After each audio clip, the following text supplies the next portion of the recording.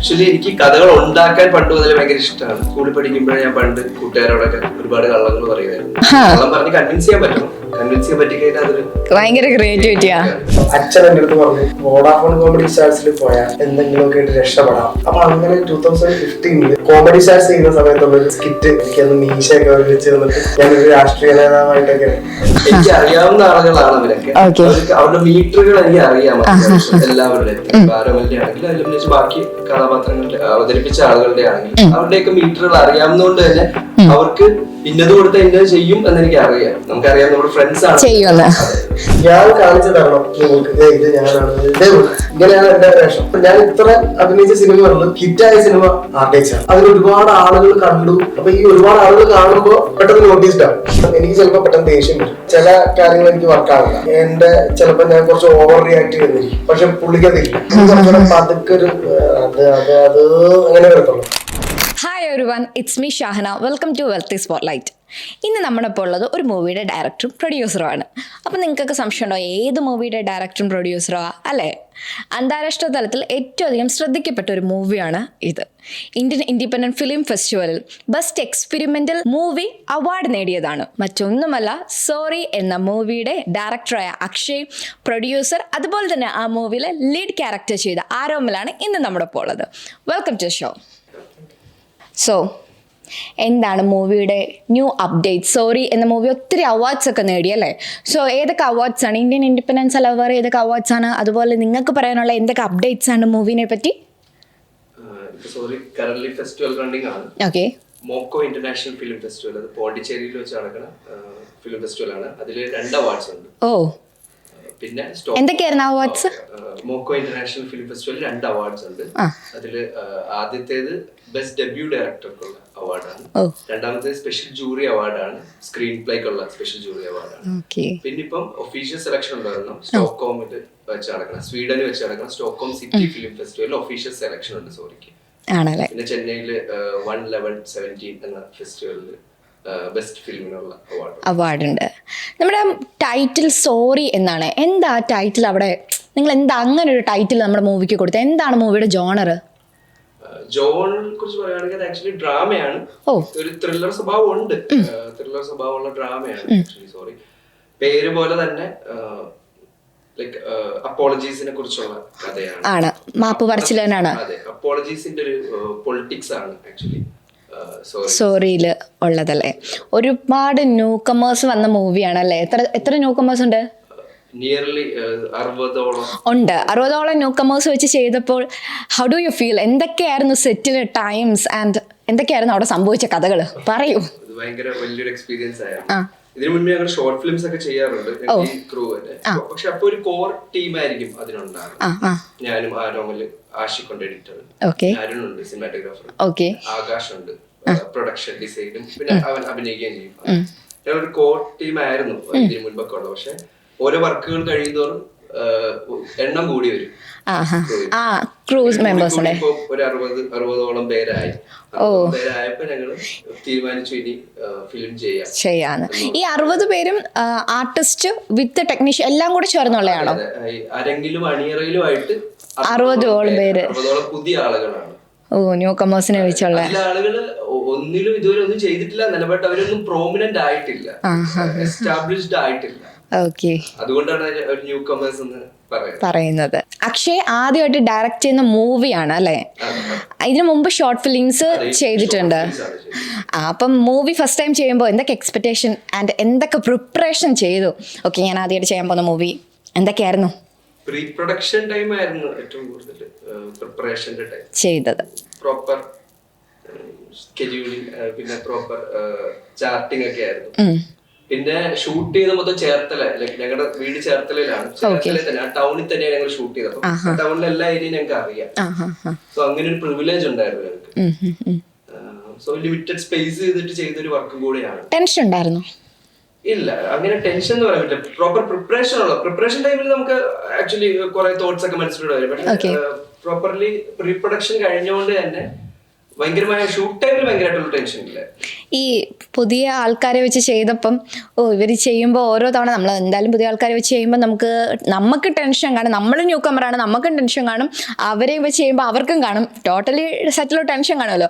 ആ ടെൻഷൻ എപ്പോഴെങ്കിലും സെറ്റിൽ. എത്ര ദിവസമായിരുന്നു നമ്മുടെ ഷൂട്ട്? ഒരു നിയർലി 18 ദിവസം. ഓക്കെ, അത്രയും ദിവസം ഷൂട്ട് ചെയ്തപ്പോൾ ആ ഒരു ടെൻഷൻസ് അങ്ങനെ വല്ലതും ഉണ്ടായിരുന്നു? ആളുകളെ അഭിനയിപ്പിക്കുന്നതിലാണ്, അവര് ചെയ്യുന്നതിലും ഇവര് തീരുവോ അങ്ങനെ വല്ലോ. ഇതിലുള്ള ആളുകൾ അഭിനയിക്കുന്നത് ലൈക്ക് ഒരു ഭൂരിഭാഗം ആളുകൾ കണ്ടില്ലെങ്കിൽ ഞാൻ കണ്ടിട്ടുണ്ട്. എനിക്ക് അറിയാവുന്ന ആളുകളാണ് അവരൊക്കെ. അവരുടെ മീറ്ററുകൾ എനിക്ക് അറിയാം എല്ലാവരുടെയും. ബാരമലിന്റെ ആണെങ്കിലും അതിലും ബാക്കി കഥാപാത്രങ്ങളൊക്കെ അവതരിപ്പിച്ച ആളുകളുടെ ആണെങ്കിലും അവരുടെയൊക്കെ മീറ്ററുകൾ അറിയാവുന്നതുകൊണ്ട് തന്നെ അവർക്ക് ഇന്നത് കൊടുത്ത ഇന്നത് ചെയ്യും എന്ന് എനിക്ക് അറിയാം. നമുക്കറിയാം, നമ്മുടെ ഫ്രണ്ട്സ് ആണ് ചെയ്യുന്ന. ചെയ്തില്ലെങ്കിൽ 2 വഴക്കുവാണെങ്കിലും കൊടുക്കാലോ. നമുക്ക് അറിയാവുന്ന ആളുകളായതുകൊണ്ട് തന്നെ അവര് ഭയങ്കരമായിട്ട് നമ്മളെ ബുദ്ധിമുട്ടിച്ചിട്ടില്ല. സെറ്റിൽ എങ്ങനെയാ, ചൂടനാണോ? കൂളായിരുന്നു. ആരോമല പറ. അക്ഷയ് എങ്ങനെ പറയത്തില്ല, ആരോമല പറ. സെറ്റിൽ എങ്ങനെയായിരുന്നു? ഡയറക്ടർ ഭയങ്കര ചൂടനായിരുന്നു? ഇല്ല, ഞാൻ ആക്ച്വലി പുള്ളിയുടെ ഇവന്റെ തുടക്കത്തിലെ ഷോർട്ട് ഫിലിംസ് ചെയ്തുകൊണ്ടിരിക്കുന്ന സമയത്ത് ഇവന്റെ ഒരു ടെമ്പർ പരിപാടി അറിയാൻ നോക്കും. ഏത് കാരണത്താലാണ് സെറ്റില് പണി പാളുന്നതാണ്. അപ്പൊ തെറ്റിച്ചാലും പുള്ളിക്ക് അതൊരു പ്രശ്നമല്ല. പക്ഷെ അശ്രദ്ധ കൊണ്ട് ഓവറായിട്ട് ഇപ്പൊ കളിച്ചിരിച്ചൊക്കെ ചെയ്യുന്നത് അത്ര താല്പര്യമില്ല. അങ്ങനെ കയ്യിൽ നിന്ന് പോകുന്ന പല സിറ്റുവേഷൻസും ഉണ്ടായിട്ടുണ്ട്. കാരണം ഓഫ് കോഴ്സ് ഇത്ര ആളുകൾ എല്ലാരും പുതിയ ആളുകളാണ്. പിന്നെ കുറെയൊക്കെ നമ്മുടെയൊക്കെ പ്രായത്തിലുള്ള ആളുകളുണ്ട്. അപ്പൊ ചില ആളുകൾക്കൊക്കെ ഇത് ഭയങ്കര കൗതുകമാണ്. പ്രായത്തെ പരിപാടി ആയതുകൊണ്ട് തന്നെ അവര് ചിലപ്പോ നമ്മൾ കാണുന്ന പോലെ ഒരു സീരിയസ്നെസ്സോട് കൂടി ചിലപ്പോ സോറി അവര് സമീപിക്കില്ല. അപ്പൊ ആ ഒരു സമയത്തൊക്കെ ചിലപ്പോ കയ്യിൽ നിന്ന് പോകേണ്ട സിറ്റുവേഷൻസ് ഉണ്ടായിട്ടുണ്ടെങ്കിൽ പോലും അത് നന്നായിട്ട് മാനേജ് ചെയ്തു. അവരുടെ കാര്യങ്ങൾ മനസ്സിലാക്കി കൊടുത്തു. അങ്ങനെ ദേഷ്യം അങ്ങനെ പുള്ളിക്ക് ആണല്ലേ, പേഷ്യന്റ് ആയ ഒരു വ്യക്തിയാണ്. ഓക്കെ, ഡയറക്ടർ ഭയങ്കര. അപ്പം ആസ് എ ഫ്രണ്ടോ ഭയങ്കര വില്ലനല്ലേ? ചോദിക്കരുതെന്ന്, അതാണോ ഉദ്ദേശിച്ചേ? ഇത് കഴിഞ്ഞ് കഴിയുമ്പോൾ തല്ല വന്ന് നിൽക്കണ്ട കേട്ടോ, പോട്ടെ, നമുക്ക് ഒരു ഫണ്ണി നിൽക്കാം. അപ്പോൾ അതിൻ്റെ return director come writer Akshay ആണ്. ഫുള്ള് സക്സസ് ആയോ? ഐ മീൻ ഭയങ്കര കോൺഫിഡന്റ് ആണോ? സക്സസ് എന്ന് പറഞ്ഞാൽ എപ്പോഴും ഒരു ജേർണിയാണല്ലോ. ഓരോ അവാർഡ്സ് കിട്ടുമ്പോൾ ഹൗ ഡു യു ഫീൽ? ഭയങ്കര സന്തോഷം. നമ്മൾ ചെയ്ത വർക്ക് അപ്രീഷിയേറ്റ് ചെയ്യുന്നുണ്ട്, അല്ലെങ്കിൽ അതൊക്കെ സമ്മതിച്ചു തരുന്നുണ്ട് ആൾക്കാരെന്ന് കിട്ടുന്നത് ആക്ച്വലി ഒരു പ്രോത്സാഹനമാണ്. ആക്ച്വലി പ്രോത്സാഹനമായിട്ടാണ് എടുക്കുന്നത് അല്ലേ? ഓക്കെ, ആരോമലിന്റെ ഇത് എത്രാമത്തെ മൂവിയാണ്? സോറി, 26ാമത്തെ സിനിമ. യെസ്, 26ാമത്തെ സിനിമ. നമുക്ക് ആർക്കും അറിയാത്ത ഒരു വലിയ ബിഗ് ബഡ്ജറ്റ് മൂവിയിൽ വരെ ആരോമൽ അഭിനയിച്ചിട്ടുണ്ട്. മറ്റൊന്നുമല്ല, നമ്മളെല്ലാവർക്കും ഇഷ്ടപ്പെടുന്ന RDX എന്ന മൂവിയിൽ ആരോമൽ ഒരു ചെറിയ വേഷം എന്നാ അടിപൊളിയായിട്ട് ചെയ്തിട്ടുള്ളതാണ്. സോ ആ മൂവി ചെയ്തപ്പോൾ, RDX എന്ന വലിയൊരു ബിഗ് ബഡ്ജറ്റ് മൂവി ചെയ്തപ്പം ഷെയ്ൻ നിഗം, നീരജ് മാധവ്, പെപ്പെ ഇവരൊക്കെ കൂടെ ചെയ്തപ്പം എന്തായിരുന്നു ആ മൊമെന്റ്? ഒന്ന് ഷെയർ ചെയ്തേ ഞങ്ങളുടെ വ്യൂവേഴ്സുമായിട്ട്. ഞാൻ ആക്ച്വലി ഈ പറഞ്ഞ 26 ഇതിനു മുമ്പുള്ള 10-24 സിനിമകളിലും ഞാൻ കാണിച്ചു തരണം നിങ്ങൾക്ക്, ഇത് ഞാനാണ്, ഇതേപോലെ ഇങ്ങനെയാണ് എന്റെ വേഷം. ജൂനിയർ ആർട്ടിസ്റ്റ് ആയിരുന്നു, തിയേറ്റർ ബാക്ക്ഗ്രൗണ്ടിൽ നിന്ന് വന്നപ്പോ. പിന്നെ ഈ പറഞ്ഞ RDXലേക്ക് വന്നു കഴിഞ്ഞപ്പോൾ ഉള്ള മാറ്റം എന്ന് വെച്ച് കഴിഞ്ഞാൽ കുറച്ചുകൂടെ ഒരുപാട് ഞാൻ ഇത്ര അഭിനയിച്ച സിനിമകളിൽ ഹിറ്റായ സിനിമ RDX ആണ്. അപ്പൊ അതിന് ഒരുപാട് ആളുകൾ കണ്ടു. അപ്പൊ ഈ ഒരുപാട് ആളുകൾ കാണുമ്പോ പെട്ടെന്ന് നോട്ടീസ്ഡ് ആവും. ഇതിനു മുമ്പും ഞാൻ സിനിമകൾ ചെയ്തിട്ടുണ്ട്, ഇവിടെ ഉള്ള ആളാണ്. പക്ഷെ RDX ചെയ്യുമ്പോ പിന്നെ എല്ലാം നമുക്ക് അറിയാവുന്ന. ഇപ്പൊ ഞാൻ നഹാസ് ഹിദായത്തിന്റെ ഡയറക്ടറിന്റെ കൂടെ ഇതിനു മുമ്പ് വേറൊരു സിനിമയിൽ ചെയ്യണ്ടായിരുന്നു. പിന്നെ ആ സിനിമ നടക്കാതെ പോയപ്പോ ഇവരുടെ ഗാങ്ങിൽ ഞാൻ പെട്ടു. ഇവരുടെ ഷോർട്ട് ഫിലിംസ് ഞാൻ അഭിനയിക്കാൻ തുടങ്ങി. അപ്പൊ അങ്ങനെ RDX എന്ന് പറഞ്ഞൊരു സിനിമ വന്നപ്പോ നഹാസിക്കൊക്കെ ഓൾറെഡി ഇപ്പൊ അക്ഷയെ പോലെ തന്നെയാണ്, നമ്മുടെ കാര്യങ്ങളെല്ലാം അറിയാം, നമ്മുടെ മീറ്ററുകളെല്ലാം അറിയാം. അപ്പൊ പുള്ളി നമുക്ക് അങ്ങനത്തെ ഒരു സംഭവം തരുമ്പോ അത് കുറച്ചുകൂടെ ഇവൻ അത് കൊടുത്തു കഴിഞ്ഞാൽ ഇവൻ നല്ലതാക്കും എന്നുള്ള വിശ്വാസത്തില് പുള്ളി തന്നതാണ്. RDXലെ നോട്ട് ഔട്ട് വിളിക്കുന്ന അമ്പയർ ഉണ്ടായി. അതെ, ഓക്കെ, ഭയങ്കര സന്തോഷമുണ്ട് RDXൽ അഭിനയിച്ചപ്പോഴല്ലേ? RDXൽ അഭിനയിച്ചപ്പോൾ ഭയങ്കര സന്തോഷം. കാരണം എനിക്ക് ഒരുപാട് കാലമായിട്ട് എന്റെ ഏതെങ്കിലും ഒരു സിനിമ റിലീസ് ആകുമ്പോഴത്തേക്കും, ഇപ്പൊ ലോണപ്പന്റെ മാമോസൊക്കെ ഞങ്ങളെല്ലാവരും ഒരു സിനിമാക്കാരനൊക്കെ, കാരണം നമ്മുടെ ഗ്യാങ്ങിൽ ആദ്യമായിട്ട് തിയേറ്ററിൽ എന്റെ ഒരു പടം വരുമ്പോ ഇവരെല്ലാരും ഉണ്ട്. ഓഹോ. നമ്മൾ ഈ പറഞ്ഞ കോർ ടീം ഇവരെല്ലാരും ഉണ്ട്. ഒരു സിനിമാക്കാരൻ ഞങ്ങളെല്ലാം കൂടെയാണ് പോയി കാണുന്നത്. ഒരു സിനിമക്കാരനാണോ ആദ്യത്തെ മൂവി ആരോമലുടെ? ഞാൻ 10ാം ക്ലാസ്സിൽ പഠിക്കുമ്പോഴാണ് ആദ്യമായിട്ട് സിനിമയിൽ അതേതാ? ബൈസൈക്കിൾ അതിന്റെ ഒരു തീം സോങ് ഉണ്ട്. ഇവര് സൈക്ലിങ്ങിന് ഫ്രണ്ട് വീലൊക്കെ പൊക്കി ഓടിക്കുന്നു. അപ്പൊ സൈക്കിളിൽ കൂടെ പോകുന്നുണ്ട്. നമ്മുടെ വീടിന്റെ അടുത്താണ്. അപ്പൊ ഞാനവിടെ ബോയ്സ് സ്കൂളിൽ പഠിക്കുകയാണ്. അപ്പൊ അങ്ങനെ ഞാൻ സെറ്റിൽ ചെന്ന് ഞാനന്ന് എനിക്ക് ഈ ഡ്രാമ ഒക്കെ ചെയ്ത സർട്ടിഫിക്കറ്റ്സ് ഒക്കെ ഉണ്ടായിരുന്നു. അപ്പൊ നമുക്കറിയില്ല ഈ പ്രോപ്പർ ചാൻസ് ചോദിക്കേണ്ട പരിപാടി നമുക്ക് അറിയില്ല. അപ്പൊ ഞാൻ ഈ സർട്ടിഫിക്കറ്റ്സും ട്രോഫിയൊക്കെ ആയിട്ടാണ് സെറ്റിൽ ചെല്ലുന്നത്. ഞാൻ ബെസ്റ്റ് ആക്ടർ ആയിട്ടുള്ള എനിക്ക് ചാൻസ് അങ്ങനെ ചോദിക്കുന്നു. ഓ, അപ്പം ബെസ്റ്റ് ആക്ടർ എന്താ ഡ്രാമയില് ബെസ്റ്റ് ആക്ടർ ആയിട്ടുണ്ടല്ലേ? ഓക്കെ. അപ്പം ഞാൻ ഈ നാടകങ്ങൾ അഭിനയിക്കും. പിന്നെ എനിക്ക് സ്റ്റേജ് തട്ട് ഭയങ്കര ഇൻട്രസ്റ്റ് ആണ്. എന്നെ ഉണ്ടാക്കിയത് തട്ടാണെന്ന് വേണം എനിക്ക് പറയേണ്ടി വരും. ആസ് എൻ ആക്ടർ എനിക്ക് ഭയങ്കരമായിട്ട് ഞാൻ നാടകങ്ങൾ ചെയ്യുമ്പോഴോ അല്ലെങ്കിൽ സ്റ്റേജിൽ നിന്ന് സംസാരിക്കുമ്പോൾ എനിക്ക് വല്ലാത്തൊരു ഹൈ കിട്ടുന്നുണ്ട്. പക്ഷെ അന്ന് ഈ സമയത്ത് അങ്ങനെ ആരും വന്നിട്ടില്ല. എനിക്ക് അങ്ങനെ ഒരു നീ നമ്മുടെ കൂടെ നിൽക്കെന്ന് പറഞ്ഞ ആരും വന്നിട്ടില്ല. എന്റെ കൂടെ എന്റെ അച്ഛനും അമ്മയും തന്നെ ആയിരുന്നു.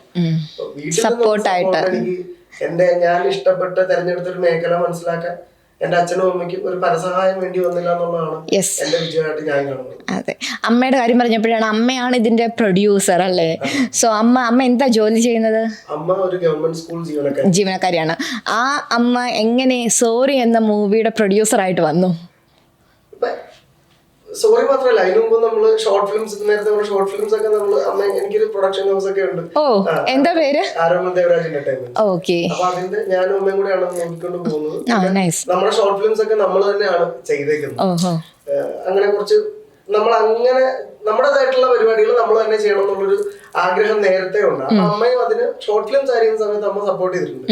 പിന്നെ ഇങ്ങനെ ഒരു കഥ വന്നു കഴിഞ്ഞപ്പോ ഞാൻ അമ്മയോട് കൊണ്ട് ഇങ്ങനെ ഒരു കഥയുണ്ട്, പക്ഷെ ഇങ്ങനെ ഒരു കഥ പറഞ്ഞു, അതിന് പ്രൊഡ്യൂസർ നോക്കിക്കൊണ്ടിരിക്കുകയാണ്. നീയാണ് ഹീറോ എങ്കിൽ ഞാൻ പ്രൊഡ്യൂസ് ചെയ്യാം. നീയാണ് ഹീറോ എങ്കിൽ ചിലപ്പോ ബാങ്ക് പരിപാടികളൊക്കെയാണ്, സാറ്റലൈറ്റ് പരിപാടിയൊക്കെ ചിലപ്പോ പ്രൊഡ്യൂസർ ലേറ്റ് ആവില്ലെന്ന് ചോദിച്ചു. അപ്പൊ ഞാൻ പറഞ്ഞു ശരിയാണ് ലേറ്റ് ആവും, പക്ഷെ ഞങ്ങൾ തപ്പിക്കൊണ്ടിരിക്കുകയാണ്. അപ്പൊ എന്റെ അടുത്ത് ചോദിച്ചു, അക്ഷയോട് ചോദിക്കും എത്ര രൂപ ബഡ്ജറ്റാന്ന് ചോദിക്കാൻ. അപ്പൊ അങ്ങനെ ഒരു ദിവസം ഞാൻ അക്ഷയനെ വിളിച്ചിട്ട് ഞാൻ പറഞ്ഞു ഇതിന്റെ ബഡ്ജറ്റ് എന്താന്ന് ചോദിച്ചു. അപ്പൊ ഇവൻ പറഞ്ഞു എന്താ പരിപാടി? ഞാൻ പറഞ്ഞല്ല, അങ്ങനെയാണെങ്കിൽ ഞാനും അമ്മയും കൂടെ പ്രൊഡ്യൂസ് ചെയ്യാൻ ഒരു പ്ലാൻ ഉണ്ട്. അപ്പൊ ഇവൻ പറഞ്ഞത് നിന്റെ 5 ലക്ഷം രൂപ ഉണ്ടെങ്കിൽ അതാണ് ഈ സിനിമയുടെ ബഡ്ജറ്റ്, നിന്റെ 10 ലക്ഷം ഉണ്ടെങ്കിൽ അതാണ് ഈ സിനിമയുടെ ബഡ്ജറ്റ്, നിന്റെ എന്തുണ്ടോ അതാണ് ഈ സിനിമയുടെ ബഡ്ജറ്റ്. അപ്പൊ അങ്ങനെ എന്നെ സപ്പോർട്ട് ചെയ്തൊരു ഡയറക്ടർ എന്റെ കൂടെ ഉണ്ട്, മനസ്സിലായി. അപ്പൊ അതാണ് എനിക്കും അമ്മയ്ക്കും ഭയങ്കരമായിട്ട് ഈ സിനിമ പ്രൊഡ്യൂസ് ചെയ്യാൻ, ചെറിയ ബഡ്ജറ്റ് ആണെങ്കിലും സിനിമ ചെയ്യാനുള്ള ഒരു ധൈര്യം തന്നത്. ഒരു പക്കായിട്ട് വിഷൻ ഉള്ള ഒരു ഡയറക്ടർ നമ്മുടെ ആദ്യത്തെ പടം ചെയ്തു എന്നുള്ളതാണ്. ഭയങ്കര ഇഷ്ടമായിരുന്നു. നമ്മൾ ഒരുമിച്ച് ഉണ്ടായിരുന്ന സമയത്തൊക്കെ ഞാൻ പറഞ്ഞിട്ടുണ്ട് നിന്റെ ആദ്യത്തെ പടം ഞാൻ പ്രൊഡ്യൂസ് ചെയ്യാന്നൊക്കെ. അന്ന് 100 ഉണ്ടാവില്ല, പക്ഷെ അത് സാധിച്ചു അല്ലേ? കാലം കൊണ്ടുപോകുന്നു നമ്മുടെ ആ ഫ്രണ്ട്ഷിപ്പും. പിന്നെ നമ്മളെല്ലാരും വർക്ക് ചെയ്യായിരുന്നു. ഞാനും സിനിമകൾ ചെയ്യുന്നുണ്ട്, ചെറിയ വേഷമാണെങ്കിലും ഒക്കെ ഇങ്ങനെ ചെയ്യുന്നുണ്ട്, പരിപാടികളുണ്ട്. അങ്ങനെ വന്നപ്പോ അമ്മയ്ക്കും തോന്നി. അപ്പൊ അമ്മേന്റെ അടുത്ത് പിന്നെ എന്നെ ഞെട്ടിച്ചത് അമ്മ ഒരു പ്രോപ്പർ ഒരു പ്രൊഡ്യൂസർ ഡീൽ ചെയ്യുന്ന പോലെ തന്നെ ആയിരുന്നു. അക്ഷയുടെ അടുത്താണെങ്കിലും ഒക്കെ എന്താണെങ്കിലും പറയണം, നിനക്ക് വേണ്ട കാര്യങ്ങളൊക്കെ സെറ്റിലുണ്ടാവും, നമ്മളെ അങ്ങനെ ഒന്നും ഇല്ലാതിരിക്കില്ല. അപ്പൊ ഇത്രയും പേര് വെച്ച് ചെയ്യുമ്പോഴത്തേക്കും അമ്മയ്ക്കും ഭയങ്കര അടിപൊളിയായിരുന്നു. അമ്മയും ഭയങ്കര അഭിമാനമാണ് അമ്മയ്ക്ക്. പുള്ളിക്കാരി അങ്ങനെ എല്ലാ കാര്യത്തിനും കണക്ക് അതുപോലെ നോക്കുന്ന ആളാണ്. 1 രൂപ പോയി കഴിഞ്ഞാൽ അറിയണം. അപ്പൊ അതെപ്പോഴും അമ്മേന്റെ അടുത്ത് ചോദിക്കും ഇന്ന് സെറ്റിലെ ചെലവ് എത്രയാണ്. അപ്പൊ നമ്മൾ ആകാശ് നന്ദനുമായിട്ടാണ് production designer, production executive Tony എന്ന് പറഞ്ഞ ഒരാളാണ്. അപ്പൊ ഇവര് രണ്ടും അമ്മയായിട്ട് ഇങ്ങനെ കോണ്ടാക്ട് ആണ്, ഇന്ന് ഇത്രയും ചെലവായി, ഇത്ര നാളെ.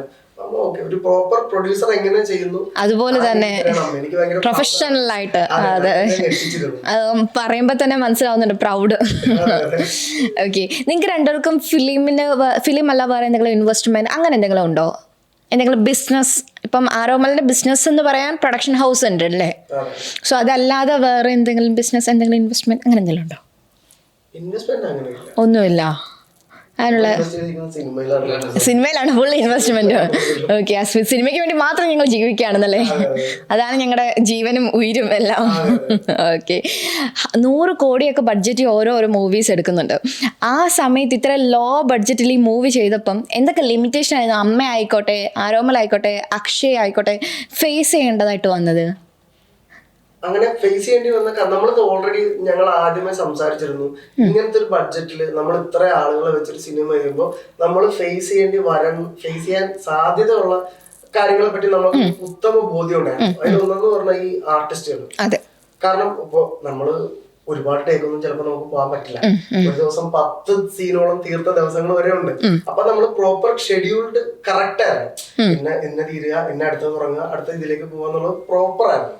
അപ്പൊ അങ്ങനെ വെച്ച് നോക്കുമ്പോ എന്റെ ഒരു വ്യൂ നോക്കിക്കഴിഞ്ഞാൽ അങ്ങനെ അത്ര ഫേസ് ചെയ്യേണ്ടി വന്നിട്ടില്ല. പിന്നെ വേണമെങ്കിൽ ഈ പറഞ്ഞ ഞങ്ങളുടെ സെറ്റിലൊരു 2 ആക്സിഡന്റ്സ് ഉണ്ടായി. അത് ഞങ്ങളെ വല്ലാതെ ഒന്ന് ഡൗൺ ആക്കി. കാരണം ക്രൂഷ്യൽ ഡേ ഷൂട്ട് ചെയ്യേണ്ട സമയത്ത് നമ്മുടെ ഒരു സെറ്റിൽ ഒരു ബൈക്ക് ആക്സിഡന്റ് ഉണ്ടായി. നമ്മുടെ സിനിമാറ്റോഗ്രാഫർ അസിസ്റ്റന്റിന് ഒരു പുള്ളിയുടെ വിരലിനൊരു ഇഷ്യൂ ഉണ്ടായി.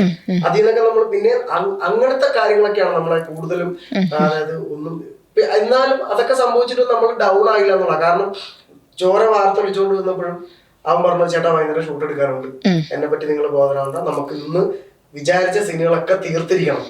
അങ്ങനെ കൂടെ നിന്നൊരു കൂട്ടായ്മയാണ് എനിക്ക് പറയാനുള്ളത്. ഫേസ് ചെയ്യേണ്ട കാര്യങ്ങൾ എന്റെ ഒരു ആക്ടർ പോയിന്റ് ഓഫ് വ്യൂ, ഒരു പ്രൊഡക്ഷൻ പോയിന്റ് ഓഫ് വ്യൂ അങ്ങനെ ഇല്ല. പക്ഷെ ഞാൻ ഭയങ്കര പ്രൗഡാണ് അങ്ങനത്തെ ഒരു ക്രൂ. ഈ പറഞ്ഞ ആള് ആദ്യമായിട്ടാണ് നമ്മളോട് വർക്ക് ചെയ്യുന്നത്, ആദ്യമായിട്ട്. അപ്പൊ അങ്ങനെ നിന്നൊരാള്, അങ്ങനെ നിന്ന് ഒരുപാട് പേര് നമ്മുടെ കൂടെ ഉണ്ട്. ഏകദേശം 22 ക്രൂ മെമ്പേഴ്സ് ഉണ്ടായിരുന്നു. ഓരോ ആളുകളും അതുപോലെ നമ്മുടെ കൂടെ വന്നു. എഡിറ്റർ, നമ്മുടെ ആഷിക്ക് എഡിറ്റർ ആണെങ്കിലും അവൻ അതുപോലെ ഒരു ആക്സിഡന്റ് ഉണ്ടാക്കി കഴിഞ്ഞപ്പോ നമ്മള് ഷൂട്ട് നിർത്തിവെച്ച് അങ്ങോട്ട് ചെന്നതിന് നമ്മളെ ചീത്ത പറഞ്ഞവരാണ്. എന്തിനിങ്ങോട്ട് വന്നു, ഞാനിവിടെ ഉണ്ട്, എനിക്കൊരു കുഴപ്പമില്ല, നിങ്ങൾ പോയി ഷൂട്ട് ചെയ്യും. കാരണം നമുക്ക് അന്ന് ഒരു ഫൈറ്റ് സീൻ ഷൂട്ട് ചെയ്യാൻ ഇടക്കൊച്ചി വരെ പോകേണ്ടതായിട്ടുണ്ട്. ഇങ്ങനെ നിൽക്കരുത്, നിങ്ങൾ പോക്കോ, ഇവിടെ വേറെ ആളുകളുണ്ടല്ലോ, പേടിക്കണ്ട. അപ്പൊ ആ ക്രൂ അടിപൊളിയായിട്ട് അങ്ങനെ വരുന്ന കോൺസിക്വൻസസിനെ ഫേസ് ചെയ്യാൻ കേപ്പബിൾ ആയിട്ടുള്ള ഒരു ക്രൂ എനിക്ക് ഉണ്ടായിരുന്നു എന്നുള്ളതാണ് as A actor, as A producer ഞാൻ ഭയങ്കര ബ്ലെസ്ഡ് ആയിട്ട് കാണും. അതെ. അക്ഷയോ? ഈ ലിമിറ്റേഷൻസ് ഒരുപാട് ഉണ്ടായിരുന്നു. പക്ഷെ എന്നെ സംബന്ധിച്ചിടത്തോളം നമുക്ക് ലിമിറ്റേഷൻസ് ഉള്ളപ്പോൾ നമ്മൾ ലിമിറ്റ്ലെസ് ആകും എന്നുള്ളതാണ്. കാരണം ഇപ്പൊ അടുത്തടുത്തുള്ള വീടുകളിലൊക്കെയായിരുന്നു ഷൂട്ട് ചെയ്തത്. നമുക്ക് പറഞ്ഞ പോലെ ഭയങ്കര ബഡ്ജറ്റ് ഇല്ലാത്തതുകൊണ്ട് വേറെ ഒരു തരത്തിലുള്ള സെറ്റ് ബിൽഡിംഗ് പരിപാടികളൊന്നും നമുക്ക് നടക്കില്ല. സോ നമ്മൾ വീടുകളിൽ ചെന്ന് നമുക്കറിയാവുന്ന ആളുകളോട് സോഷ്യലൈസ് ചെയ്ത് അവിടെ ഷൂട്ട് ചെയ്യുക എന്നൊക്കെയുള്ളതാണ് നമ്മുടെ പരിപാടി. ഇതുപോലെ തന്നെ 1-2 ആക്സിഡന്റ്സ് ഒക്കെ ഉണ്ടായി. പക്ഷെ അവരൊക്കെ ഭയങ്കര കട്ടക്ക് സ്ട്രോങ് ആയിട്ട് നിന്നുകൊണ്ട് തന്നെ എല്ലാരും കട്ട സപ്പോർട്ട് ആയിരുന്നല്ലേ. ടീമാണ് ആക്ച്വലി ഇൻവെസ്റ്റ്മെന്റ്. അപ്പം അവര് ഭയങ്കര സ്ട്രോങ് ആയിട്ട് നമ്മുടെ കൂടെ നിന്നു. പിന്നെ ഇതിന്റെ മെയിൻ പ്രൊഡ്യൂസർ ആരമലിന്റെ അമ്മയാണ്, സീമ ദേവരാജ്. ആന്റി ഭയങ്കര ഫിനാൻഷ്യലി വെൽ ഓഫ് ആയതുകൊണ്ടല്ല ഞങ്ങളെ ബാക്ക് ചെയ്തത്. ഞങ്ങൾക്ക് ഇതിനോടുള്ള ഇഷ്ടവും ഞങ്ങളോടുള്ള ഇഷ്ടമൊക്കെ കാരണമാണ് ഇതില് ഞങ്ങളെ സപ്പോർട്ട് ചെയ്തത്. അതുപോലെ തന്നെ അരുൺ രാംദാസ് ആണ് എന്റെ സിനിമാറ്റോഗ്രാഫർ. എന്റെ ഇതിനു മുൻപുള്ള ഷോർട്ട് ഫിലിംസിലൊക്കെ അരുൺ വർക്ക് ചെയ്തിട്ടുണ്ട്. സിനിമാറ്റോഗ്രാഫറായിട്ടും ഡയറക്ഷൻ ടീമിലും വർക്ക്. അരുണാണെങ്കിൽ ഈ സോറിക്ക് വേണ്ടി ഉപയോഗിച്ച എക്യുപ്മെന്റ്സിൽ മിക്കതും അരുൺ വാങ്ങിച്ചതാണ്, സോറിക്ക് വേണ്ടി തന്നെ. അതുകൊണ്ട് ഞങ്ങൾക്ക് 1-2 ലൈറ്റ്സ് മാത്രം റെന്റ് ഔട്ട് ചെയ്യേണ്ടി വന്നിട്ടുള്ളൂ. ബാക്കി എല്ലാ എക്യുപ്മെന്റ്സും അവൻ വാങ്ങിച്ചതാണ് ഇതിനു വേണ്ടി. സോ പ്രൊഡക്ഷനിൽ അതുപോലുള്ള വലിയ വലിയ പങ്കുകൾ അല്ലെങ്കിൽ വലിയ വലിയ കോൺട്രിബ്യൂഷൻസ് ഉണ്ടാക്കിയ ഒരുപാട് പേരുണ്ട്. അപ്പൊ അവര് ഈ 60 പേരും പ്രൊഡക്ഷന്റെ ഭാഗം തന്നെയാണ്. അതുകൊണ്ട് തന്നെ ഈ ലിമിറ്റേഷൻസ് എല്ലാം ഞങ്ങളെ ലിമിറ്റ്ലെസ് ആക്കി എന്നുള്ളതാണ്. ഓക്കെ. വേറെ എന്തെങ്കിലും നിങ്ങൾക്ക് സോഴ്സ് ഓഫ് ഇൻകം, അതായത് ജോബ് അങ്ങനെ വല്ലതും? ആരോമൽ ഇപ്പോൾ പറഞ്ഞല്ലോ, ആരോമൽ പ്രൊഡക്ഷൻ ടീം ഉണ്ട് എന്ന്. അല്ലാതെ എന്തെങ്കിലും ജോബ് അങ്ങനെ എന്തെങ്കിലും? നിങ്ങളുടെ എഡ്യൂക്കേഷൻ എന്തായിരുന്നു? ഞാൻ +2 കഴിഞ്ഞിട്ട് IT കഴിഞ്ഞു. ഞാൻ സിനിമ എന്റെ ഇൻവെസ്റ്റ്മെന്റ്, എന്റെ ജോബ്, സോഴ്സ് ഓഫ് ഇൻകം എല്ലാം സിനിമ, ഡ്രാമ അല്ലേ?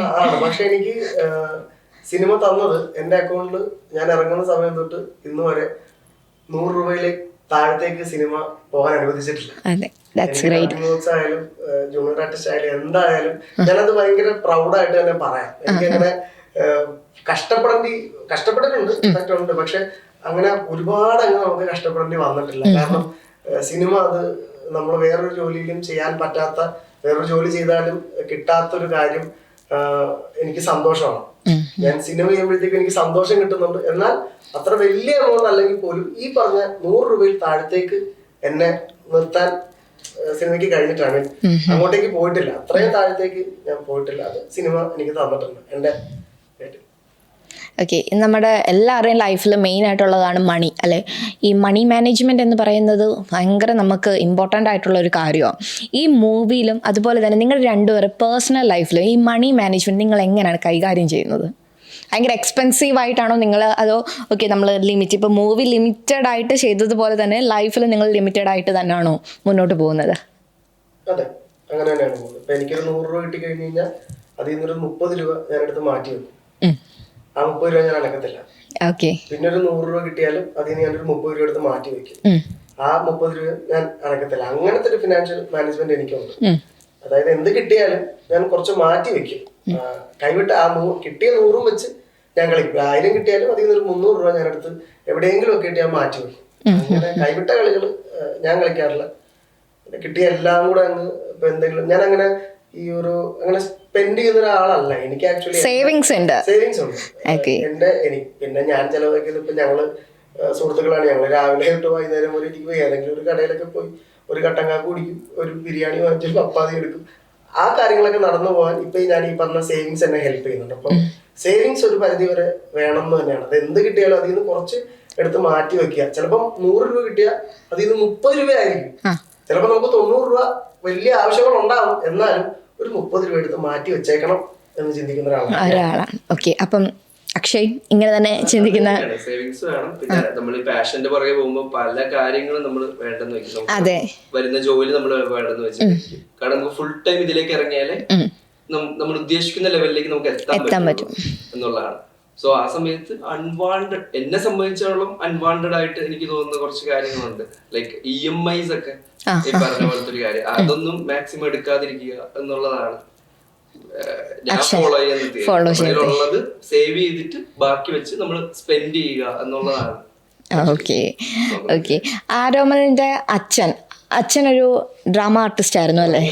സോ അച്ഛൻ്റെ വലിയൊരു ആഗ്രഹമായിരുന്നു മകനെ ഒരു ആക്ടർ ആക്കുക എന്നത്. ഇപ്പൊ ഈ സോറി എന്ന മൂവിയിലെ ആക്ടർ ആയിരിക്കും, നടനായി ആ മൂവിയിൽ മെയിൻ ലീഡായി ഇരിക്കുന്ന ഈ മൊമെന്റിൽ how do you feel? I feel like wow. കാരണം എന്റെ അച്ഛൻ ഭയങ്കരമായിട്ട് സിനിമ ഇഷ്ടപ്പെട്ടിരുന്നു. ഈ ഞാൻ പറഞ്ഞ വീട്ടില് അമ്മയ്ക്കും സിനിമ ഭയങ്കര ഇഷ്ടമാണ്. ഞാനും അച്ഛനും അമ്മയും ആണ് ഞങ്ങളുടെ വീട്ടിലുണ്ടായത്. അപ്പൊ അച്ഛൻ ഇപ്പൊ മരിച്ചു, ഇപ്പൊ 7 വർഷമായി. പക്ഷെ എന്നാൽ പോലും എനിക്ക് ഓർമ്മ വെച്ചപ്പോ തൊട്ട് അച്ഛൻ സംസാരിക്കുന്നത് സിനിമയാണ്. നാടകങ്ങളും സിനിമയും ഈ ആക്ടേഴ്സ് ചെയ്യുന്ന പെർഫോമൻസസ്. അച്ഛൻ കൊടൂര മമ്മൂട്ടി ഫാനാണ്. ഞാൻ ആ സമയത്ത് മോഹൻലാൽ ഫാനായിരുന്നു. കാരണം എനിക്ക് ലാലേട്ടന്റെ മീശവിരിയും പരിപാടികളൊക്കെ എനിക്ക് ഭയങ്കര ഇഷ്ടമാണ്. എന്നും ഇഷ്ടമാണ് അല്ലെന്നല്ല. പക്ഷെ ഒരു പോയിന്റ് എത്തിക്കഴിഞ്ഞപ്പോഴത്തേക്കും ഈ പറഞ്ഞ കുറച്ചുകൂടെ സീരിയസ് കാര്യങ്ങൾ സംസാരിക്കാൻ തുടങ്ങി അച്ഛൻ. ആക്ടിങ്ങിന്റെ ബ്രില്യൻസ്, ഒരു ആക്ടർ ഇങ്ങനെ ആയിരിക്കണം, അങ്ങനെ ചെയ്യേണ്ട കുറച്ച് എക്സസൈസ് ഉണ്ട് എന്നൊക്കെ ഞാൻ വളരെ കാലം മുന്നേ ഈ നാടകങ്ങളെ അറ്റൻഡ് ചെയ്തിട്ടുണ്ട്. അപ്പൊ അതെന്റെ ആക്ടിങ്ങിനെയൊക്കെ വല്ലാതെ ഹെൽപ്പ് ചെയ്തിട്ടുണ്ട്. പല റോളുകൾ എനിക്ക് ചെയ്യാൻ പറ്റും എന്നുള്ളൊരു വിശ്വാസം ഈ അച്ഛൻ എനിക്ക് നേടി തന്നിട്ടുണ്ട്. നിന്നെ കൊണ്ട് പറ്റും. അച്ഛനാണ് എനിക്ക് ആദ്യമായിട്ട് 50 രൂപ തന്നിട്ട് എന്നെ സിനിമ കാണിക്കാൻ വിടുന്നത് ഒറ്റയ്ക്ക്. ആദ്യം അച്ഛന്റെ കൂടെയാണ് ഞാൻ പോയിട്ടുള്ളത്. പിന്നെ അച്ഛനൊരു 50 രൂപ എനിക്ക് തന്നിട്ട് ഒറ്റയ്ക്ക് പോയി സിനിമകൾ കാണുന്നു. അങ്ങനെ എന്നെ അച്ഛൻ ചെറുപ്പം തൊട്ട് തന്നെ അച്ഛന് സിനിമയിലേക്ക് എന്നെ അങ്ങോട്ട് കൊണ്ടുവരികയാണ്. പക്ഷെ ഒരു പോയിന്റ് എത്തിക്കഴിഞ്ഞപ്പോ അച്ഛന് മനസ്സിലായ അച്ഛന്റെ ഹെൽത്ത് പ്രോബ്ലം കൊണ്ട് അച്ഛൻ ഇവൻ നടനാവുന്ന സമയത്ത് ഒരു പക്ഷെ അത് കാണാൻ ഞാൻ ഉണ്ടാവില്ല. അത് അച്ഛന് പൂർണ്ണ ബോധ്യം ഉണ്ടായിരുന്നു. അപ്പൊ അച്ഛൻ ചെയ്തത്, അച്ഛൻ എങ്ങനെ എന്നെ സപ്പോർട്ട് ചെയ്തോ ആ ഒരു ഇമോഷൻ അച്ഛൻ നേരെ അമ്മയ്ക്ക് കൊടുത്തു. അച്ഛൻ പിന്നീടാണ് അമ്മ എന്റെ അടുത്ത് പറഞ്ഞപ്പോ ഞാൻ ഭയങ്കര സങ്കടം, എനിക്ക് കരഞ്ഞ് പോയി. കാരണം എനിക്ക് എന്റെ അച്ഛനെ ഭയങ്കര ഇഷ്ടമാണ്. കാരണം ഞാൻ കണ്ടതിൽ വെച്ച് ഏറ്റവും വലിയ നടൻ എന്റെ അച്ഛൻ തന്നെയാണ്. കാരണം ഞാൻ അച്ഛന്റെ എനിക്ക് ഭയങ്കര ഇഷ്ടമാണ്. അപ്പൊ അച്ഛൻ എപ്പോഴും അമ്മയോട് പറഞ്ഞൊരു കാര്യം, എനിക്ക് എന്തെങ്കിലും സംഭവിച്ചാ നീ അവനൊരു ജോലിക്ക് വിടരുത്. അവൻ നാളെ ഒരു വലിയ നടനാവാൻ പോകുന്ന ആളാണ്, അവനെ സപ്പോർട്ട് ചെയ്യാം. അപ്പൊ പെട്ടെന്ന് അച്ഛന്റെ ഒരു അഭാവം എന്നെ അമ്മയും വല്ലാതെ തളർത്തിയെങ്കിലും ദ വെരി നെക്സ്റ്റ് മൊമെന്റ് അമ്മ ആ വേഷം ഏറ്റെടുത്തു എന്നുള്ളതാണ്.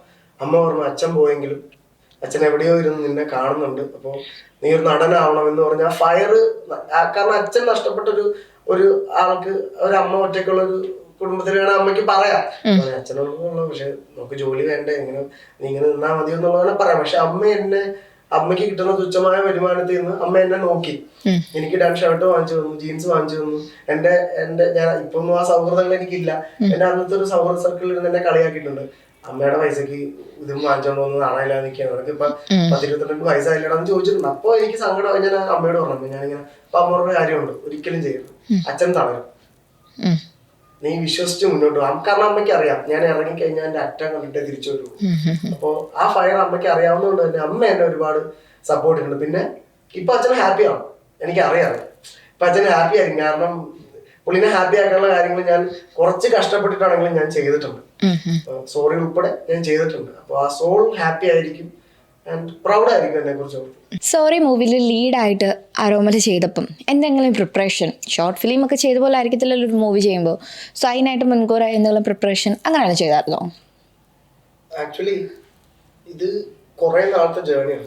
ഈ സോറി ആയിട്ട് ഞാനും ഇവനും ഈ പറഞ്ഞ നമ്മുടെ കോർട്ടയും ഒരുപാട് നാളത്തെ ജേണി. അപ്പൊ ആദ്യത്തെ ഒരു സോറിയുടെ ഒരു അൺസ്ട്രക്ചർഡ് ആയിട്ടുള്ള കുറച്ച് മൊമെന്റ്സ് ആണ് നമ്മുടെ അടുത്ത് പറയുന്നത്. അപ്പൊ ആ സമയം തൊട്ട് നമുക്കറിയാം ഇയാളുടെ മീറ്ററുകളും ഇയാളുടെ ചിന്തിക്കുന്ന രീതിയും ഇതിലെ കഥാപാത്രം പോകുന്ന വഴികളെ പറ്റിയും പുള്ളി നമ്മുടെ അടുത്ത് പറയും. പിന്നെ ഈ അൺസ്ട്രക്ചർഡ് ആയിട്ടുള്ള എലമെന്റ്സ് കുറച്ചുകൂടെ കഴിഞ്ഞപ്പോ കണക്ഷൻസ് വന്നു തുടങ്ങി. അപ്പൊ ഇതൊരു ഫുൾ സ്ക്രിപ്റ്റ് ആയിട്ട് ഇവൻ നമ്മുടെ അടുത്ത് പറഞ്ഞു. ഇത് കഴിഞ്ഞിട്ട് ഇത് പേപ്പർ ആയ സമയത്തും ഒക്കെ നമ്മൾ ഡേ ബൈ ഡേ ഇത് വായിക്കുമായിരുന്നു.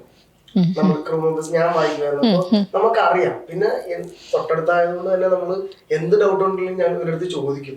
തുടക്കം ഇത് ഇങ്ങനെയാണ് ഈ സീൻ ചെയ്തപ്പോ ഇവർ തുടക്കം തൊട്ടേ പറഞ്ഞ ഇയാളുടെ ഒരു ട്രാവല് പോകുന്ന റൂട്ട്, അപ്പൊ ആ റൂട്ട് കറക്റ്റ് ആയിട്ട് ഇവൻ പറഞ്ഞു. അപ്പൊ ഞാൻ പിന്നെ ഈ പറഞ്ഞു ഞാൻ എക്സസൈസ് ഒന്നും ചെയ്യാറുള്ള ആളാണ്. ഞാൻ ആക്ടിങ് വർക്ക്ഷോപ്പിൽ നമ്മൾ കിട്ടിയ സാധനങ്ങളൊക്കെ നമ്മൾ ഡെയിലി എടുത്തടിക്കുന്ന ആളാണ്. അപ്പൊ എന്റെ ഭാഗത്തുനിന്ന് അങ്ങനെ ഒരു വലിയ ഒരു എഫേർട്ട് ഇടേണ്ടി വന്നിട്ടില്ല. പിന്നെ ഓൾറെഡി അറിയായിരുന്നു ഞാൻ ഇത്രയും ഉള്ള ദൈർഘ്യമുള്ള ഒന്നും ചെയ്തിട്ടില്ല. നാടകങ്ങൾ ചെയ്തിട്ടുണ്ട്, അതല്ലാതെ ഒരു ക്യാമറയുടെ മുമ്പിൽ നിന്ന് അങ്ങനത്തെ ഒരു എന്റെ റോൾ ടൈം വളരെ കുറവാണ് ഇതുവരെ ഞാൻ ചെയ്ത സിനിമകൾ. സെക്കൻഡ്സും മിനിറ്റ്സും ഒക്കെ അല്ലേ ഉള്ളൂ. ഇത് പക്ഷെ ഒരുപാട് ലെങ്ത് ഉണ്ട്. അപ്പൊ ഞാൻ ശ്രദ്ധിച്ച കാര്യം ഇയാളുടെ ഈ മീറ്ററുകൾ പോകാൻ പാടില്ല. ആദ്യത്തെ ദിവസം എടുക്കുന്ന അതേ പരിപാടികൾ തന്നെ ആയിരിക്കണം പിന്നെ അത് ഞാൻ എന്റെ ഭാഗത്ത് ഞാൻ അത് ഭയങ്കര കോൺഷ്യസ് ആയിരുന്നു. അത് മാറാൻ പാടില്ല, ഇയാളുടെ ഒരു വൈബും മീറ്ററും ഒക്കെ അങ്ങനെ തന്നെ വേണം എന്നുള്ളതായിരുന്നു എന്റെ ഭാഗത്ത് ഞാനിട്ട എഫേർട്ട് അതായിരുന്നു. പിന്നെ ഈ പറഞ്ഞോളും നമ്മളാ ട്രാവലിൽ നിന്ന് മാറിക്കഴിഞ്ഞ പുള്ളി അപ്പൊ തന്നെ നമ്മളത് പറയും. ഇപ്പൊ ചെറിയൊരു പിരിയമ്പൊക്കളാണെങ്കിൽ നമ്മൾ ചെയ്യുമ്പോഴത്തേക്ക് പക്ഷേ അത് വേണ്ട അത് മറ്റേ പുള്ളി അങ്ങനെ ചെയ്യുന്ന ആളല്ല എന്ന് പറയാം. അപ്പൊ ഈ റീപ്രൊഡക്ഷൻ ഭയങ്കര സമയം എടുത്തു. അപ്പൊ ആ സമയം എടുക്കും. പിന്നെ ഇതിലെ ആക്ടേഴ്സിനൊക്കെ ഞാനാണ്, ഇതിൽ ഒട്ടുമിക്ക ആക്ടേഴ്സും ഞാനായിട്ട് കോമ്പിനേഷൻ ഉണ്ട്. അപ്പൊ ഞാൻ അവരെ ട്രെയിൻ ചെയ്യിക്കുന്ന കൂട്ടത്തിൽ ഞാനും ട്രെയിൻ ആവാണ്. നമ്മൾ അവർക്ക് ക്യൂ പറഞ്ഞു കൊടുക്കുമ്പോഴത്തേക്കും അങ്ങനെയാണ് പൊക്കത്ത് ഇരുന്ന് നമ്മൾ മിക്ക ദിവസവും ആർട്ടിസ്റ്റുകളെ വിളിച്ചു കൊടുക്കാൻ ഒരുപാട് ലെങ്ത് ഉള്ള നല്ല സീനുകളുണ്ട് നമുക്ക്. അപ്പൊ ആളുകൾ വന്ന് ഞാനും അവരും കൂടി ഇരുന്ന് സംസാരിക്കുന്ന സീനുകളുണ്ട്. അപ്പൊ അങ്ങനെ ഒരു ഗ്രൂമിംഗ് സെക്ഷൻ നിങ്ങൾ നടത്തിയിട്ടുണ്ടായിരുന്നു. പ്രത്യേകിച്ച് എനിക്ക് മാത്രമായിട്ടൊരു പ്രിപ്പറേഷൻസ് ഒന്നും വേണ്ടായിരുന്നു. പക്ഷെ ഞാൻ ചെയ്യാറുണ്ട്. ഞാൻ എല്ലാ ദിവസവും ആക്ടിംഗ് വർക്ക്ഷോപ്പിന്റെ പരിപാടികളൊക്കെ ഞാൻ ചെയ്യാറുണ്ട്. ക്യാരക്ടർ എന്താണ് ഇതിനകത്ത്? സോറിയിലെ ക്യാരക്ടർ നെയിം ഓക്കെ.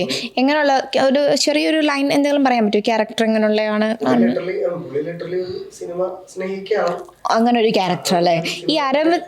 പറഞ്ഞു ഒരാളാണ് അരവിന്ദ് എന്ന ക്യാരക്ടർ.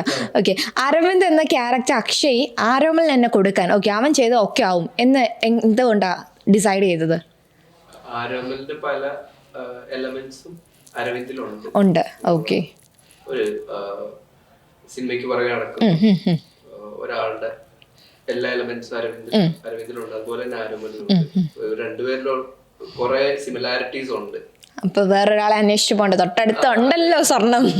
കുറെ കൂടെ റിലേറ്റ് ചെയ്യാൻ പറ്റും. കഥ പറയുമ്പോ തന്നെ ഞാൻ ഇവനോട് കഥ പറയുമ്പോൾ പെട്ടെന്ന് റിലേറ്റ് ചെയ്യാൻ പറ്റും. കുറച്ചും കൂടെ അതുകൊണ്ടാണല്ലേ. ഓക്കെ, ഇനി ഞാനൊരു സംഭവം കാണിക്കാം. ഇത് ക്യാമറ ഒന്ന് ഫോക്കസ് ചെയ്തു കേട്ടോ. ഇതാരാ ഈ ഇപ്പുറത്ത് നിൽക്കുന്നത്? ഇത് സംഭവം എവിടെ മലയാളികളുണ്ടോ അത് എല്ലാവർക്കും ഇഷ്ടപ്പെടുന്ന ഒരു പ്രോഗ്രാമായിരുന്നു ഏഷ്യാനെറ്റിലെ കോമഡി സ്റ്റാർ എന്നത്. ഒരു സമയം കഴിഞ്ഞ് 9-9:30 എങ്ങാണ്ടായിരുന്നു തോന്നുന്നു. ചിരിക്കാൻ വേണ്ടി മാത്രം നമ്മളത് വെക്കും, നമുക്കൊരു റിഫ്രഷ്മെൻറ്റിന് വേണ്ടി. സോ ഇത് അതിനകത്തുള്ള സംഭവമാണ് അല്ലേ? ഇതിൻ്റെ ഒന്ന് നമുക്കൊരു കഥയൊന്ന് പറഞ്ഞു തരുമോ? 2015 സമയത്ത് നമ്മള് വേണ്ടത്ര നല്ല രീതിയിൽ നമ്മുടെ ഈസി ഗോയിങ് അല്ല, ഓക്കെ. സ്ട്രഗ്ലിംഗ് ആണ്. അപ്പൊ അച്ഛൻ എൻ്റെ അടുത്ത് പറഞ്ഞു വോഡാഫോൺ കോമഡി സ്റ്റാർസിൽ പോയാൽ എന്തെങ്കിലുമൊക്കെ ആയിട്ട് രക്ഷപ്പെടാം. അന്ന് ഈ പറഞ്ഞൊരു കോണ്ടാക്ട്സ് ഇല്ല, അച്ഛനും ഈ സമയത്ത് കോണ്ടാക്ട്സ് ഇല്ല, പക്ഷെ പുള്ളി നമ്മളെ വിടുന്നുണ്ട്. അപ്പൊ അങ്ങനെ 2015 ഞാൻ കോമഡി സ്റ്റാർസ് ചെയ്യുന്ന സമയത്തുള്ള ഒരു സ്കിറ്റ് ടീം പോപ്പിയുടെ കൂടെ ആയിരുന്നു. ടീം പോപ്പിയുടെ കൂടെ ഒരു സ്കിറ്റ് ചെയ്യുന്ന സമയത്തുള്ളൊരു ഫോട്ടോഗ്രാഫാണ്. എനിക്കന്ന് മീശയൊക്കെ ഒരു വെച്ച് തന്നിട്ട് ഞാനൊരു രാഷ്ട്രീയ നേതാവായിട്ടൊക്കെയാണ്.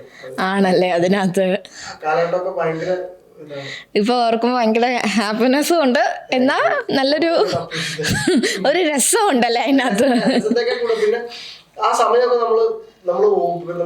നമ്മളിപ്പോ എനിക്ക് തോന്നുന്നില്ല വേറെ ഏതെങ്കിലും ഒരു ആളുകൾക്ക് അങ്ങനെ ഇപ്പൊ നമ്മൾ ഈ സിനിമയുടെ പുറകെ നടക്കുന്ന ആളുകൾക്കാണ് ഇങ്ങനത്തെ എന്തെങ്കിലും ഒരു ഇപ്പൊ അഭിനയിച്ച ഒരു പിക്ചർ, പണ്ട് അഭിനയിച്ച ഒരു പിക്ചർ കാണുമ്പോഴത്തേക്കും നമുക്ക് ആ കുറച്ച് നേരം നമ്മൾ അങ്ങോട്ടേക്ക് പോകും, ഓർമ്മകളിലേക്കൊക്കെ നമ്മൾ പോകും. അത് ആ സമയത്തുള്ള പിക്കാണ്. അത് ഭയങ്കര ഞാൻ ഒരു 10-15 സ്കിറ്റോളം ഞാൻ നിന്നിട്ടുണ്ട് അവിടെ. അത് ആ സമയത്ത് എടുത്ത ഫോട്ടോ.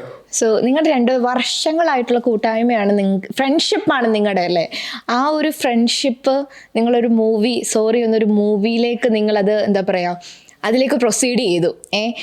അപ്പം നിങ്ങൾക്ക് സെറ്റ് ഉണ്ടായിരുന്ന ഫൺസ്, ഫൈറ്റ്സ് എന്തൊക്കെയാണ് നമ്മുടെ വ്യൂവേഴ്സായിട്ട് ഷെയർ ചെയ്യാനുള്ളത്? 2 പേരും പറഞ്ഞോ. എന്താ അത് ചോദിച്ചപ്പോൾ ആർക്കും പറയാനൊന്നുമില്ല, അത് പറ്റത്തില്ല, പറഞ്ഞേ പറ്റൂ. വർഷങ്ങളായി. I think the friendship goes back 9 years. 9 yearsന്റെ റിസൾട്ടാണ്. സോറി, പറഞ്ഞ കോമഡികളൊന്നും പറയാൻ പറ്റില്ല. എന്നാലും നമ്മൾ അങ്ങോട്ടും ഇങ്ങോട്ടും പരസ്പരം ഒരുപാട് സംസാരിക്കുന്ന ആളാണ്, ചിരിക്കുന്ന ആളാണ്. ഞാനാണ് ഇവരുടെ കൂട്ടത്തില്. നിങ്ങളുടെ കൂടുതൽ ടോക്സ് സിനിമയെ പറ്റിയാണോ അതോ അല്ല നോർമൽ സംസാരിക്കുമല്ലേ?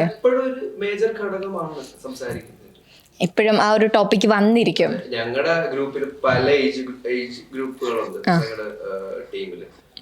അവരെല്ലാരും ബൈൻഡ് ചെയ്യുന്ന ബൈൻഡിങ് ഫോഴ്സ് സിനിമ അല്ലെങ്കിൽ ഫിലിം മേക്കിംഗ് തന്നെയാണ്. ഓക്കെ, ഇനി നമുക്ക് ഒരു ചെറിയൊരു ഗെയിം സെഗ്മെന്റിലോട്ട് പോകാം. സംഭവമൊന്നുമില്ല, ഞാൻ കുറച്ച് ക്വസ്റ്റ്യൻസ് ചോദിക്കും, അതിന് റിപ്ലൈ തന്നാൽ മതി. വലിയ ക്വസ്റ്റ്യൻസ് ഒന്നുമല്ല, സിമ്പിളായിട്ടുള്ള ക്വസ്റ്റ്യൻസ് കേട്ടിട്ട് പറയാന്നല്ലേ. ഓക്കെ, അപ്പം നിങ്ങളെ 2 പേരെയും വെച്ചിട്ടാണ് ഞാൻ ചോദിക്കാൻ പോകുന്നത്. ആദ്യമേ 2 പേർക്കും കോമൺ ആയിട്ട് പറയാം. ആദ്യം ആരാണ് ചാടിക്കറി പറയുന്നത് നമുക്ക് നോക്കാം. നിങ്ങളിൽ ഏറ്റവും ഫണ്ണിയസ്റ്റ് ആയിട്ടുള്ള പേഴ്സൺ ആണല്ലേ? അപ്പം സീരിയസോ? അക്ഷയ് സമ്മതിച്ചിരിക്കുന്നത് ഞാൻ തന്നെ സീരിയസ് ഒന്ന് ആണല്ലേ? ആരോമൽ എപ്പോഴും ഇങ്ങനെ തന്നെ പെട്ടെന്ന് ഫൈറ്റ് ഉണ്ടാക്കുന്ന ആള്, ഫൈറ്റർ. എനിക്ക് ചിലപ്പോ പെട്ടെന്ന് ദേഷ്യം വരും. ഓ, ഫണ്ണിയാണ്, ദേഷ്യക്കാരനുമാണ്. ചില കാര്യങ്ങൾ എനിക്ക് വർക്കാവില്ല. അപ്പൊ ചിലപ്പോ ഞാൻ കുറച്ച് ഓവർ റിയാക്ട് ചെയ്യുന്നിരിക്കും. പക്ഷെ പുള്ളിക്കതില്ല, പതുക്കെ ഒരു അത് അങ്ങനെ വരത്തുള്ളൂ.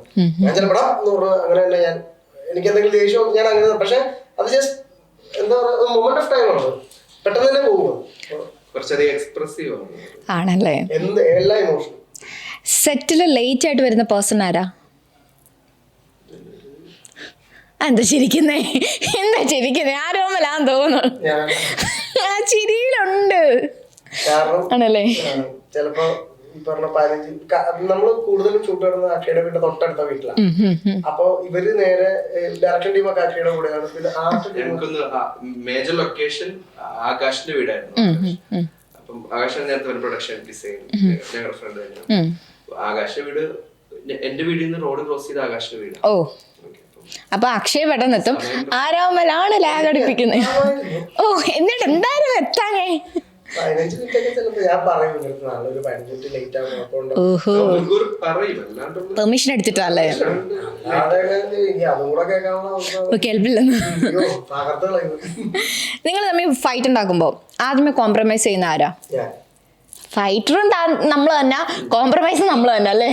ആവശ്യമില്ലാത്ത കാര്യത്തിന് ഫൈറ്റ് ഉണ്ടാക്കാറില്ല. ഞാനാണ് അൺവാണ്ടഡ് ആയിട്ടുള്ള ഇഷ്യൂസ് ഉണ്ടാക്കുന്നത്. അപ്പൊ തന്നെ എനിക്ക് ഇവൻ പരിപാടി മാറ്റി. കാരണം നമ്മൾ ഇത്രയും വർഷമായിട്ട് രാവിലെ ഇവന്റെ വീട്ടിൽ പോകും, അല്ലെങ്കിൽ ഇവൻ എന്റെ വീട്ടിൽ വരും, ഞങ്ങൾ ആകാശന്റെ വീട്ടിൽ പോകും, ഞങ്ങളിരുന്ന് സിനിമ സംസാരിക്കും. സംസാരിച്ച് ചിലപ്പോ എന്തെങ്കിലും ഒരു കാര്യത്തിൽ ചിലപ്പോ അഭിപ്രായ ദിവസം വന്നു, ചിലപ്പോ ഞാൻ എന്റെ കയ്യിന്നായിരിക്കും ആദ്യം പോണത്. പക്ഷെ എനിക്ക് അപ്പൊ തന്നെ മനസ്സിലാവും, കാരണം എനിക്ക് വേറെ കൂട്ടുകാരും ഇല്ല. ഞാൻ എനിക്ക് അങ്ങനെയാണ് ഇവര്. അപ്പൊ ഞാനാണ് ആദ്യം തന്നെ ഞാൻ പറയണേ എന്റെ ഭാഗത്ത് പറ്റിയ തെറ്റാണ്, സോറി കേട്ടോ. അങ്ങനെ ഈ സോറിക്ക് മുമ്പ് ഒരുപാട് സോറി ഞാൻ പറഞ്ഞിട്ടുണ്ട്. ഓ അത് നന്നായല്ലോ. ഓക്കെ, കൂടുതൽ ഐഡിയാസ് അതായത് ക്രിയേറ്റീവ് മൈൻഡ് ഷെയർ ചെയ്യുന്നതാരാ? അക്ഷയും. വേറെ ആലോചിക്കൊന്നും വേണ്ട, ഒറ്റ ആൻസർ അക്ഷയ്. ഓക്കെ, ഞാൻ തന്നെ ഹൈപ്പ് വെക്കുന്നത് ശരിയല്ലല്ലോ. ഓക്കെ, ഈ ഇന്റർവ്യൂല് കള്ളം പറഞ്ഞിട്ടുണ്ടോ? അക്ഷയ് ആലോചിച്ച് ഇതുവരെ ഇല്ല. ഇനി പറയാന്നാ? ഓ, കുറച്ചു മുമ്പ് പറഞ്ഞായിരുന്നല്ലോ കള്ളം വെച്ചിട്ട് പണ്ട്. Okay okay. ഏറ്റവും കൂടുതൽ ഉറങ്ങുന്ന വ്യക്തി? മടി പിടിച്ചിരിക്കുന്ന വ്യക്തി. ഉറങ്ങുന്നതിനേക്കാൾ കൂടുതൽ മടി പിടിച്ച എനിക്ക് വയ്യ, ഞാൻ അടുത്ത ദിവസം ചെയ്യാം. ശരിക്കും മടി പിടിച്ചിരിക്കുന്ന വ്യക്തി? എനിക്ക് ഇതിനോട് മടിയില്ല, പക്ഷെ ബാക്കി കാര്യങ്ങളോട് എനിക്ക് മടിയുണ്ടാവും. ഞാൻ ലേസി ആയിട്ട് ഇരിക്കുന്നു. ലേസി ആണല്ലേ? Morning person. ഹൈപ്പർ ആക്റ്റീവ് ആണോ? രാവിലെ 4:27. എന്തിന്? ഇല്ല, ഡോക്ടർ സിനിമയ്ക്കകത്ത് രാവിലെ എപ്പോഴെണീക്കുവേ? എന്താ പത്രം പാല അങ്ങനെ വല്ല ഇടാൻ പോകുന്നോ? അമ്മ രാവിലെ ജോലിക്ക് പോകും. അപ്പൊ ഇത്രയും വർഷങ്ങളായിട്ട് ഞാനും അമ്മയോട് അടുക്കള കയറും. അപ്പൊ ഓട്ടോമാറ്റിക്കലി ഞാനിപ്പോ 3 മണിക്കൊന്നും കിടന്നാലും 4:27 എന്റെ മാക്സിമം സൈക്കിളായി പോയി. അപ്പൊ ഞാൻ ബാലൻസ് ചെയ്യും. അമ്മയൊക്കെ കൊണ്ടാക്കി വന്നിട്ട് ഞാൻ ഉറങ്ങും. എന്നാലും ഞാനൊരു 10 കഴിഞ്ഞ് എനിക്ക് ഉറക്കം പറ്റില്ല. എനിക്ക് പ്രത്യേകിച്ച് പരിപാടികളൊന്നും ഇല്ലെങ്കിൽ ഞാൻ ഉറങ്ങും അല്ലേ? Okay okay okay. പിന്നെ ഒരു ചോദ്യം കൂടെ, ലാസ്റ്റ് ചോദ്യമാണ് ഇത്. നമ്മുടെ നാട്ടിലെയും വീട്ടിലെയും കണ്ണിൻ്റെ ഉണ്ണി ആരാണ്? കണ്ണിലുണ്ണി രണ്ടുപേർക്കും ഇല്ല? ഓ, രണ്ടുപേരും കൊണ്ട് നാട്ടുകാരും വീട്ടുകാരും മടുത്തു. ഒന്ന് പോയി തരുമെന്ന് ആരെങ്കിലും പറഞ്ഞിട്ടുണ്ടോ? നീ ഒന്ന് നിർത്തിപ്പോടെ. അല്ല, വേറെ എന്തെങ്കിലും ഇല്ല? നമ്മള് എമ്മണ്ടം പ്രേമകഥയ്ക്കകത്ത് പറഞ്ഞ പോലെ വേറെ എന്തെങ്കിലും ഒന്ന് പണിക്ക് പോവോ അങ്ങനെ വല്ലതും പറഞ്ഞിട്ടുണ്ടോ? എന്നോട് പറഞ്ഞിട്ടുണ്ട്. ഉണ്ടല്ലേ? അപ്പൊ എന്താ പറഞ്ഞു? സുഖല്ലേ? അതുകൊണ്ട് ചേട്ടൻ പറഞ്ഞു തന്നൊക്കെ അല്ലേ? ഓക്കെ, അപ്പം ഇത്രയേ ഉള്ളൂ നമ്മുടെ ക്വസ്റ്റ്യൻസ്. സിമ്പിൾ ക്വസ്റ്റ്യൻസാ. ഞാൻ അപ്പോഴേ പറഞ്ഞില്ലേ, കുറച്ച് ചെറിയ ക്വസ്റ്റ്യൻസേ ഉള്ളൂ. സോ നമുക്ക് വൈൻഡപ്പ് ചെയ്യാനുള്ള ടൈമായി. അപ്പം എന്താണ് ഫൈനലായിട്ട് നമ്മുടെ വ്യൂവേഴ്സിനോട് സോറിനെ പറ്റിയും അതുപോലെ തന്നെ അതിൻ്റെ ഡീറ്റെയിൽസും ദെൻ നിങ്ങളുടെ കമ്മിങ് അപ്പ് പ്രോജക്ട്സിനെ പറ്റിയും ഒരു ചെറിയൊരു ബ്രീഫ് തരൂ? പറഞ്ഞോ, അക്ഷയ് തുടങ്ങാം. Director please. സോറി സംസാരിക്കുന്ന വിഷയത്തെ കുറിച്ച് പറഞ്ഞു. വിഷയത്തിന്റെ ഒരു ചെറിയൊരു ഓൺലൈൻ പറഞ്ഞു. പേര് പോലെ തന്നെ അപ്പോളജീസിനെ കുറിച്ചുള്ള കഥയാണ്. നമ്മള് ജനിച്ചിട്ട് ഇതുവരെയുള്ള നമ്മുടെ യാത്രയിൽ പലരും നമ്മളെ കളിയാക്കിയിട്ടുണ്ടാവും. പല രീതിയിലുള്ള കളിയാക്കലുകൾ കൂടിയും കുറഞ്ഞും ഒക്കെ നമ്മൾ അനുഭവിച്ചിട്ടുണ്ടാവും. പക്ഷെ കളിയാക്കലിലൊന്നും നമുക്ക് എപ്പോഴും ഒരു സോറി കിട്ടിയിട്ടുണ്ടാറില്ല. അതിന് കാരണം വേറൊന്നുമല്ല, ഈ കളിയാക്കുന്ന ആളുകള് അതിനെ കൺസീവ് ചെയ്യുന്നത് തമാശയായിട്ടാണ്. നമുക്കറിയാം എല്ലാ തമാശകളും തമാശയല്ല എന്നുള്ള കാര്യം നമുക്ക് ഇപ്പോഴെങ്കിലും അറിയാം. ഇപ്പോഴും അറിയാത്ത ആളുകളുണ്ട്. സോ എല്ലാ തമാശയും തമാശയല്ലാത്തതുകൊണ്ട് തന്നെ നമ്മളെ പല തമാശകളും ഭയങ്കരമായിട്ട് മുറിവേൽപ്പിച്ചിട്ടുണ്ടാവും. പക്ഷെ അതിന് നമുക്ക് ഒരു അപ്പോളജീസ് കിട്ടിയിട്ടുണ്ടാവില്ല. അങ്ങനെ ഒരുപാട് കളിയാക്കൽ കൊണ്ട് ഹർട്ടായ അല്ലെങ്കിൽ മുറിവേറ്റ ഇതുവരെ സോറി കിട്ടാത്ത ഒരാളുടെ കഥയാണ് ആക്ച്വലി സോറി ഡിസ്കസ് ചെയ്യുന്നത്.